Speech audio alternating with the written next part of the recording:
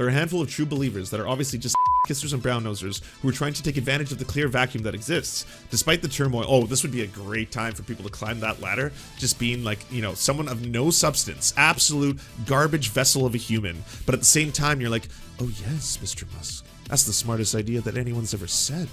Wow, I am in awe of your absolute astonishing brilliance. The others can't see that, but I can. I should really be in a position of power so that I can actually enforce what you believe upon others. Wouldn't you say, Mr. Musk?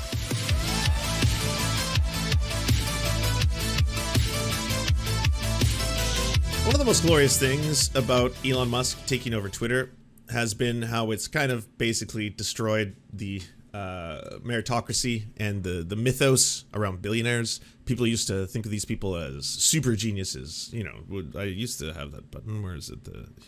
Oh, this one. This it's IQ. Over 9,000! Yeah, really wild.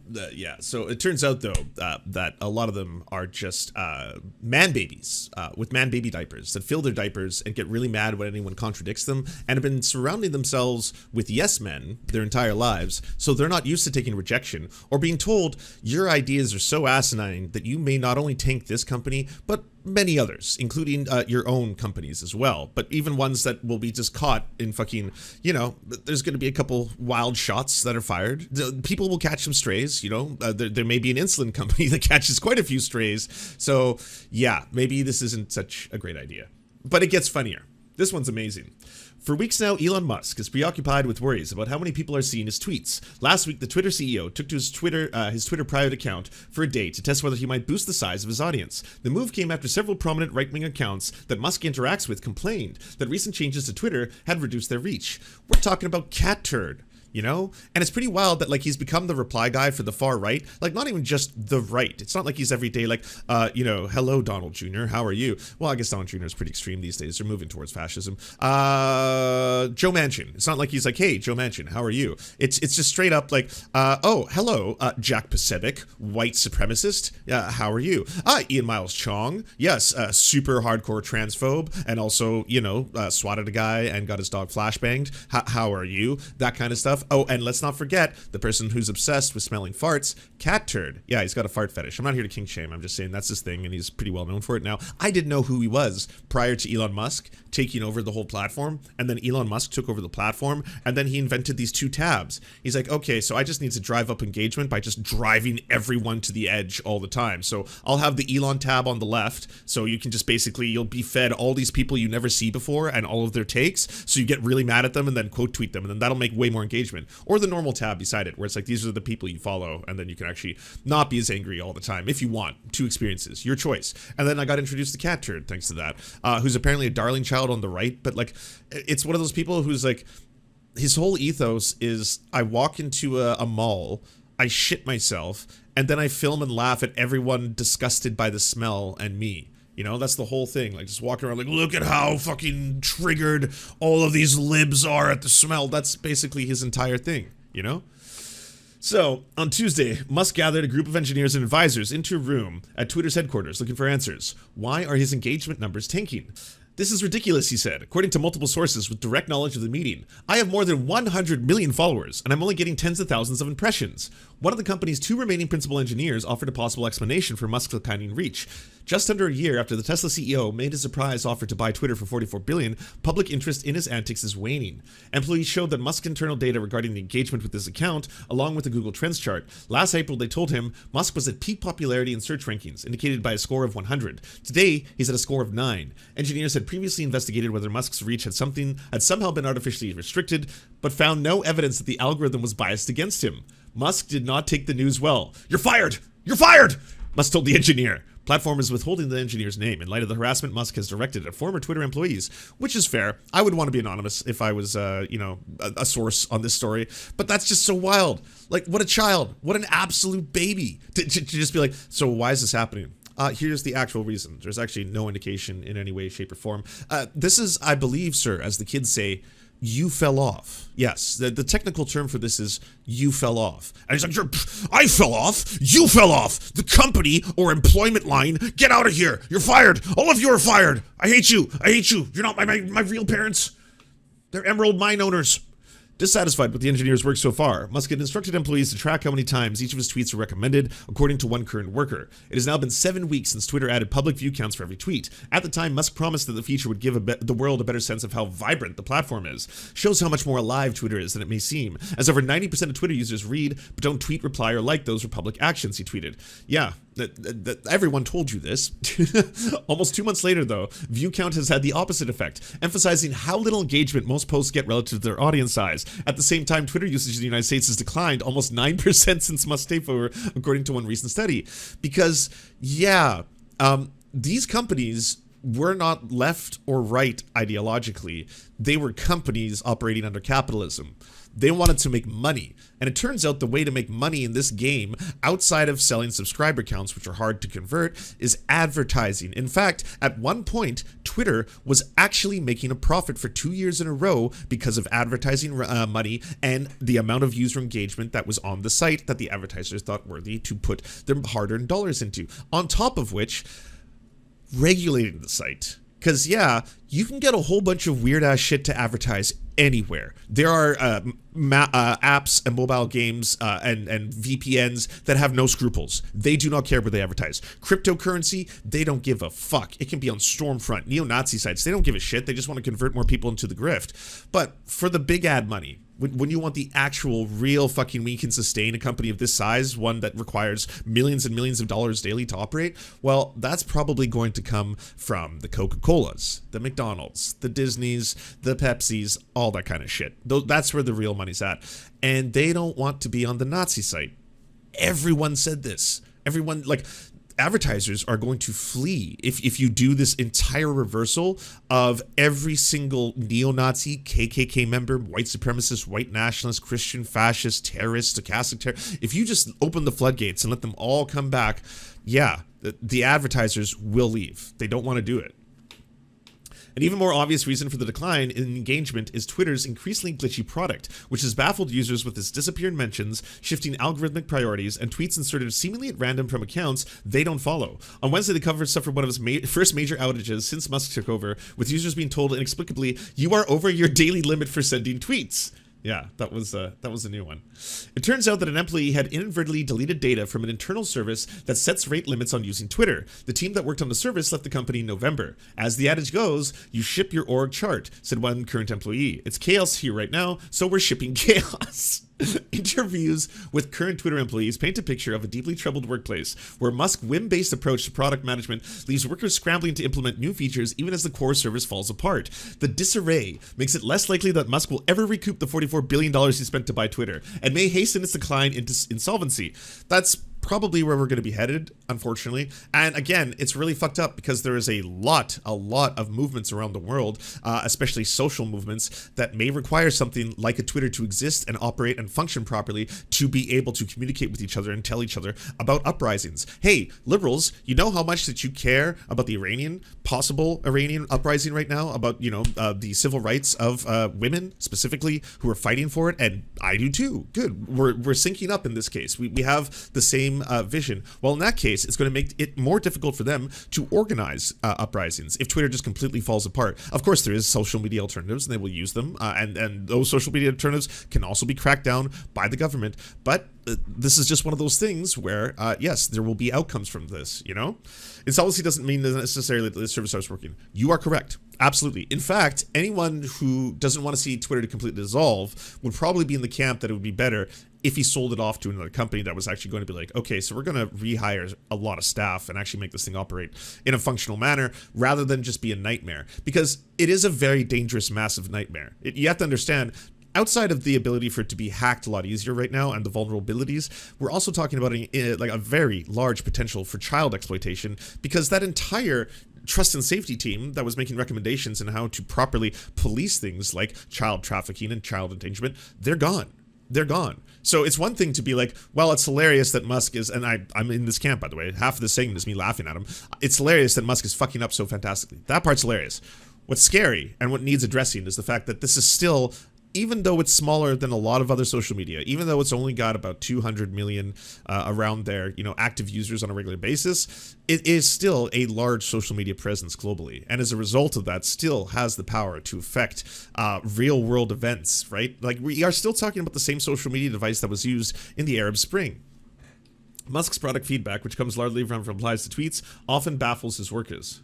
We haven't seen this much in way of a long-term cogent strategy, one employee said. Most of our time is dedicated to three main areas: putting out fires, mostly caused by firing the wrong people and trying to recover from that, performing impossible tasks, and improving efficiency without clear guidelines of what the expected end results are. We mostly move from dumpster fire from my perspective. And that's honestly what it's felt like. Like, the whole thing has felt like when you log in, you're like, well, something is decidedly wrong today. Oh, we don't have spaces. Spaces are just gone. Oh, but people who were banned off the platform can now get into spaces. Like, banned accounts are able to jump into spaces and criticize Elon Musk in real time, even though they're technically banned from the platform. This seems really glitchy. There's times when he's awake at night and he'll just say sort of things that don't make sense, one employee said. And then he'll come to us and be like, this one person says they can't do this one thing on the platform. And then we have to run around chasing some outlier use case for one person. It doesn't make any sense. That's cat turd. This is the fucking... He got the 4 a.m. call. You know how you hear about that from presidents? Where it's like, are you going to be able to take the call at 4 a.m.? I don't know about you, but I don't really trust a woman to be able to handle that call. That's when you need a man to be able to take that call and be like, you know what? We have to take decisive action. I'm now going to get the generals together. And that's what I offer to you. As a non-woman, I can do that. I can take the call. You always hear that kind of shit. Well, yeah, Elon Musk is taking the call for fucking cat turd. Waking up at fucking 2 a.m., 3 a.m. It's being like, excuse me, wake up. We have to go goblin mode. Cat turd is not getting the same impressions that he used to. Who, sir? Cat turd, the fart fetish guy. The guy who loves smelling farts. Get out there. Go, fix it. It's okay. Well, sir, just general engagement is down overall. The whole site, 9%. It's not unusual for him to be seeing less engagement and for it to be sporadic. And sirs, we haven't slept or eaten in so long. Please.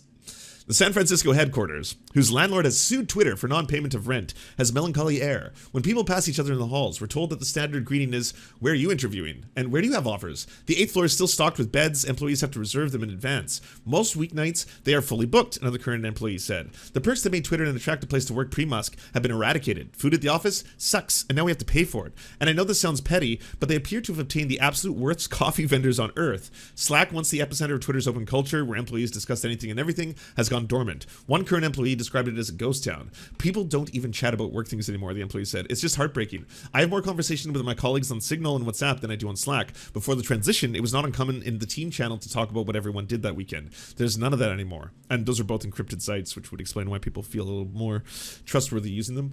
When Musk or the goons ask the question, employees are torn between giving the right answer and the safe answer. When you're asking a question, you run through it in your head and say, what is the least fireable response that I can do for this right now? Like, this is exactly as I pictured it behind the scenes, but in my head I was like, that's kind of cartoonish. You're being hyperbolic. You're exaggerating. You're exaggerating in your brain, Lance. You're making it silly because that's what you do.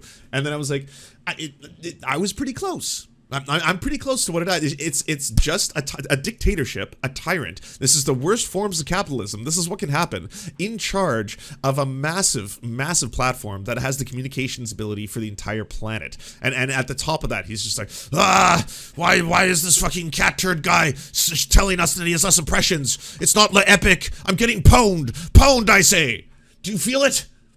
Of course, that's not true for everyone at the company. There are a handful of true believers that are obviously just ass-kissers and brown-nosers who are trying to take advantage of the clear vacuum that exists. Despite the turmoil, this would be a great time for people to climb that ladder, just being someone of no substance, absolute garbage vessel of a human. But at the same time, you're like, oh yes, Mr. Musk, that's the smartest idea that anyone's ever said.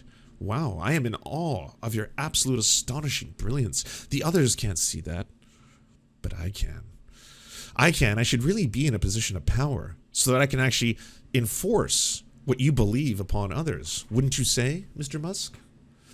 The employees cited the disastrous relaunch of Twitter Blue, which resulted in brands being impersonated and dozens of top office advertisers fleeing the platform. If Elon can learn how to put a bit more thought into some decisions and fire from the hip a bit less, it might do some good. He needs to learn the areas where he just does not know things and let those that he does know take over. At the same time, he really doesn't like to believe that there's anything in technology that he doesn't know, and that's frustrating. Yeah, you've all heard the phone calls, right? I think I have one of them downloaded. Hold on. Yeah, here's Mr. Musk. If Twitter can accurately recommend tweets to you, that you don't explicitly follow. It can by the same token also show ads that are relevant to you. So the way that a lot of Same platforms line. do ad sales and a lot of like purchasers expect ads isn't necessarily I'm going to give you these ads and I trust you to serve them to the right people. It's usually almost the Makes opposite, sense. where it's I want to Yeah. target this Right. group of people in this region who went to a Jiffy Lube in the last 72 days. Makes That sense. level of micro targeting is something a lot of ad buyers now expect, and like it's a huge part of how CPMs can get so high on platforms like YouTube. But Listen, sometimes I've these actually advertisers will serve entirely different versions of the same ad listen. to Can you different turn this guy demographics. off, please? He's just talking nonsense. Thanks. Um, Oh. so Oh, see, I thought that was an incredibly easy, digestible explanation of how CPM and advertising online works. It's put in a very simple manner for someone who might not have any experience in that field. Now is able to understand it based on. See, that was kind of my read on it. But no, he's just talking nonsense. Who is this guy? Who does he think he is? Get rid of him. He's not a genius. I said geniuses only, so I guess only I may speak for the next little while. So anyways, getting back to genius talk. They have become code archaeologists to dig through the repo and figure out what's going on. Man, that would suck. With Musk continuing to fire people impulsively, entire teams have been wiped out and their work is being handed to each other. Overstretched teams that often have little understanding of the new work that has been assigned to them. Meanwhile, the recent wave of layoffs in the tech industry have contributed to a feeling of paralysis amongst those who remain at Twitter. I do think the recent vibe overall in tech and fear of not being able to find something else is the primary factor that most folks and employees said. I know for a fact that most of my team is doing hardcore interview prep and would jump at any likely opportunity to walk away. There's also a sense of unease about how recent changes will be reviewed by regulators as part of the agreement with the Federal Trade Commission. Twitter committed to following a series of steps before pushing out changes, including creating a project proposal and conducting security and privacy reviews. Since Musk took over, those steps have become an afterthought, employees said. His stance is basically, fuck you regulators, we're told. Fuck you regulators. Fuck the regulators that you regulate. The FTC plans to audit the company this quarter. We're told that employees have doubts whether Twitter has the necessary documentation in place to pass the inspection. FTC compliance is concerning. That is probably going to be a huge roadblock. Last year, before Musk took over, the FTC fined Twitter $150 million for breaking its agreement. Another breach would almost certainly result in millions of dollars in additional fines. A flurry of news coverage. Just the thing, perhaps, to get the views on Musk's tweet trending up again. Oh, is that the plan? Is he going to go Alex Jones style? Is he like, you know what? I don't fear the courts. I embrace the courts because I will transform them into the kangaroo courts that they deserve to be. Haha, and then I can talk about how the Matrix is actually coming after me. And this is really the big trans agenda at the end of the day. Lib Crusher. Oh, hell yes. Elon is actually hopped up on amphetamines demanding they de-shadow ban cat turd at 4 a.m. This is true. This is true. It's true. Do you enjoy the Serfs but prefer not to have to use your eyeballs? Many are saying this. Well, we've got the solution for you. It's the Serf Times in podcast form, available on most major podcasting networks now. If you enjoy it, please consider leaving a good review and feedback because it really helps the show out, apparently, and it's free, just like the podcast. To our gods, Xander Corvus and Peyton L. Juste, we shall spend many a generations building mighty cathedrals in your honor. To our monarch, Tom Spiker, we are but your oafish jesters, here to offer you a laugh at any opportunity. To our brave knights of the Round Table, Rachel K., Izzy Solidarity, Victoria Bell, Sebastian Demmel, Mark Harmon, Benji Arney, Scary Earth Human, Tony, DM Rivera, Resident Scarecrow, Sir Nickus, Cheryl Alvarez, Ruby Kelly, Brandon, Words Greenwood, Everything Important, Hegbert Celine, Matthew Scarborough, Stellar Vision, Ariane McCarthy, Doug Cady, Daniel Sutton, Jenna Tao, Dark Puppy, Quiet One 85, Anna Loves Riley, Omni, Riley and Anna, Poodlehawk, Multimondi, Trevbot EXE, Brian Ephraim, Anthropophojack, Catherine, Ramon Acosta, Nkosin, Ralph Parler, Violent Orchard, Political Puppy, La Media Panza, Todd Buckingham, and Todd La Jeunesse. We salute our valiant heroes off to fight injustice everywhere.